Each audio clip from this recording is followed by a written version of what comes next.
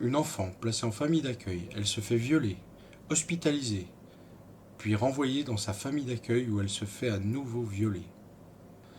Karine avait 14 ans quand elle trouve le courage de pousser la porte d'un commissariat. Elle décrit des viols précis, répétés, commis par un ami de la famille.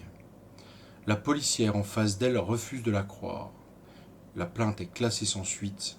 Pire, c'est Karine elle-même qui se retrouve poursuivie pour fausse déclaration. Il faudra 2 ans et une seconde plainte pour que l'enquête démarre enfin. 13 ans plus tard, en janvier 2026, l'homme est condamné à 18 ans de réclusion. Il dort chez lui ce soir en attendant son procès en appel.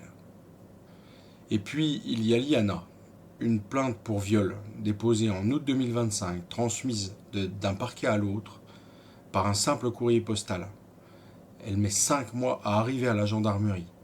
5 mois. Pendant ce temps, le violeur était libre.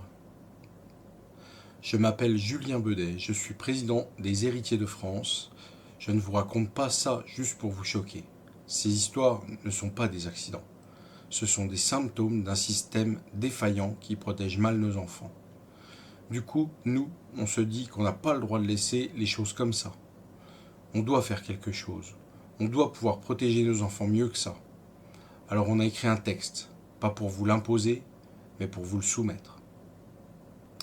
Et pourtant, il existe des gendarmes, des policiers, des magistrats qui font le travail comme il doit être fait.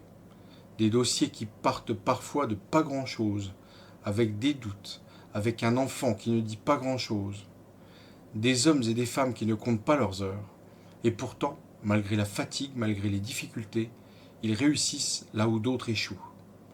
Chaque dossier bien mené devrait être reconnu publiquement par l'État lui-même, pas seulement le nom des coupables, mais aussi celui de ceux qui les ont arrêtés. Si on rend le nom de ces héros de notre pays public, peut-être que d'autres enfants verront ces visages, ces noms, et trouveront enfin le courage de parler à leur tour. Et puis, si certains y arrivent avec les mêmes lois, les mêmes moyens, c'est bien la preuve que rien n'est insurmontable. C'est une question de méthode, de formation, de volonté.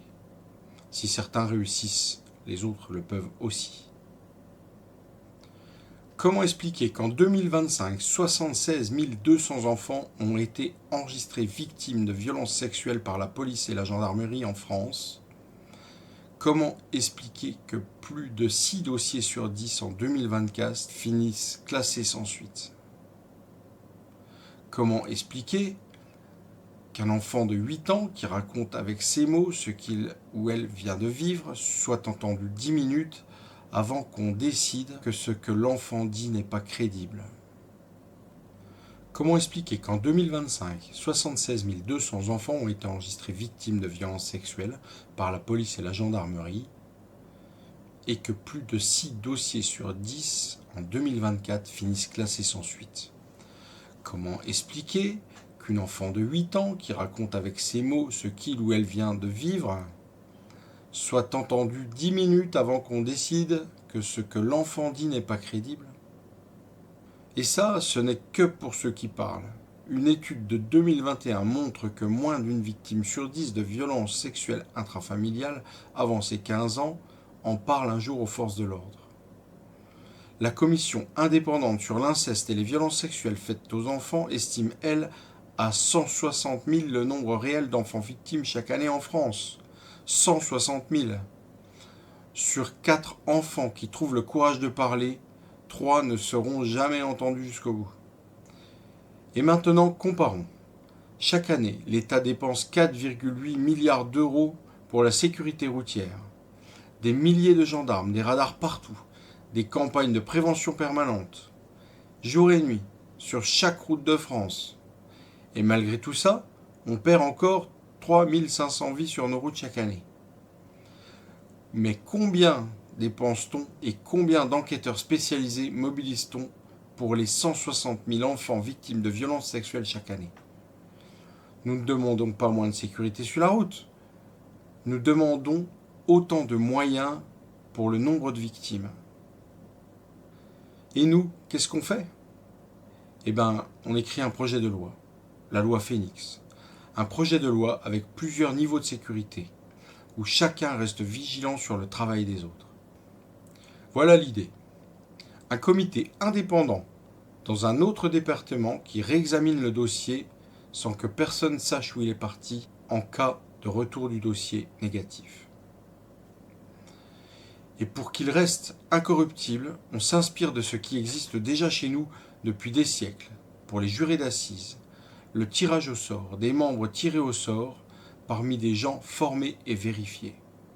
Un système que l'on ne peut pas acheter parce qu'on ne sait jamais à l'avance qui frappera à la porte.